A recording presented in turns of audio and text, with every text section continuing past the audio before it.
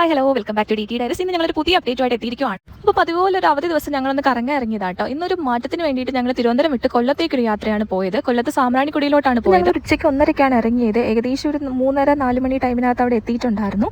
നല്ല ഭംഗിയായിരുന്നു കേട്ടോ. ഇത് ഞങ്ങൾ കുറേ നാളുകൊണ്ട് പോകണമെന്ന് വിചാരിച്ചിരുന്ന ഒരു കൊല്ലത്തെ ഐലൻഡ് ആയിരുന്നു. അപ്പോൾ ബൈക്കിലൊക്കെ ഇരുന്ന് ഒരുപാട് യാത്ര ചെയ്ത് നല്ലൊരു അത്യാവശ്യം ലോങ് ട്രിപ്പായിരുന്നു. നല്ല നടുവൊക്കെ വേദനിച്ചിട്ടാണ് ഞങ്ങൾ അവിടെ എത്തിയത്. അപ്പോൾ അത് കഴിഞ്ഞിട്ട് അവിടുന്ന് ബോട്ടിൽ വേണം ഐലൻഡിലോട്ട് പോകാനായിട്ട്. അപ്പോൾ ഒരാൾക്ക് 150 രൂപയാണ് ബോട്ടിന് ചാർജ് ചെയ്യുന്നത്. അപ്പോൾ രണ്ടുപേർക്കും കൂടെ 300 രൂപയുടെ ടിക്കറ്റ് കൊടുത്ത് ഞങ്ങൾ ബോട്ടിന് വേണ്ടി വെയിറ്റ് ചെയ്ത് കുറച്ച് നേരം ഇരുന്ന ശേഷം കുറച്ച് കഴിഞ്ഞപ്പോൾ ഒരു ബോട്ട് വന്നു.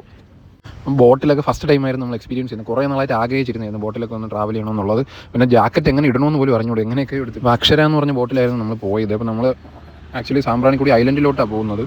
അപ്പോൾ നല്ല ഭംഗിയായിരുന്നു. മൊത്തത്തിൽ നമ്മൾ ഓൾ റൗണ്ട്, അതായത് 360 ഡിഗ്രി നമുക്ക് വ്യൂ ആയിരുന്നു കിട്ടിയത്. ഒരു സമയത്ത് ബോട്ടിൽ ഒരു 9-10 പേരെ മാത്രമേ കയറ്റുള്ളൂ. നല്ല ഭംഗിയായിരുന്നു കേട്ടോ. കായലിലൂടെയുള്ള യാത്ര ആദ്യമായിട്ടാണ് ബോട്ടിലൂടെ യാത്ര ചെയ്യുന്നത്. നല്ല രസമായിരുന്നു. ചുറ്റും കണ്ടൽക്കാടും വേറെ ബോട്ടുകളും നല്ല ഭംഗിയായിരുന്നു. ഒരു 10 മിനിറ്റോളം സഞ്ചരിച്ച ശേഷം ഞങ്ങൾ ആ ഐലൻഡിലോട്ട് എത്തിച്ചേർന്നിട്ടുണ്ടായിരുന്നു.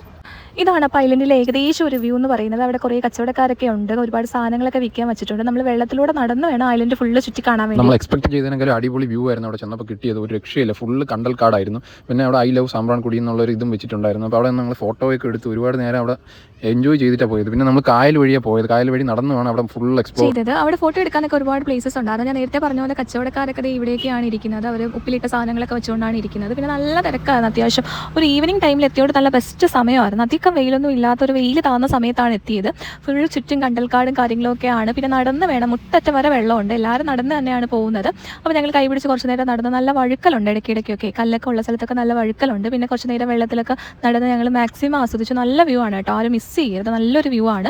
പിന്നെ നമുക്ക് 100 രൂപ കൊടുത്താൽ വീണ്ടും വെള്ളത്തിൽ അവിടെ ഫുള്ള് ചുറ്റിക്കണ്ട് അടുത്ത ഐലൻഡിലൊക്കെ പോകാം. പക്ഷേ ഞങ്ങൾ കുറേ നേരം അവിടെയൊക്കെ നടന്നാണ് വീഡിയോസൊക്കെ എടുത്തത്. ശേഷം നമ്മൾ അവിടെ ഫുള്ള് നടന്ന് എക്സ്പ്ലോർ ചെയ്ത് വീഡിയോയും ഫോട്ടോസൊക്കെ എടുത്തിട്ടാണ് പോയത്. അതിനുശേഷം നമ്മൾ ഒരു ആൻറ്റിന്ന് ഈ പൈനാപ്പിൾ മുളകിലിട്ടതെല്ലാം മേടിച്ച് കഴിച്ചായിരുന്നു. ഒരു രക്ഷയില്ല. അവിടെ ഇരുന്ന് നമ്മൾ കാലിട്ട് വെള്ളത്തിൽ കളിക്കാനൊക്കെ എല്ലാം നല്ല രസമായി. അപ്പോൾ കുറേ നേരം വെള്ളത്തിലൊക്കെ കളിച്ച ശേഷം നല്ല തിരക്കൊക്കെ കണ്ട് ഞങ്ങൾ ചുമ്മാ അങ്ങോട്ടും ഇങ്ങോട്ടും നടക്കുന്ന വീഡിയോസൊക്കെ എടുത്തിട്ടുണ്ടായിരുന്നു. പിന്നെ നല്ല തിരക്കൊക്കെ ഞങ്ങൾ എടുത്തിട്ടുണ്ടായിരുന്നു. പിന്നെ സൺസെറ്റൊക്കെ കണ്ടു.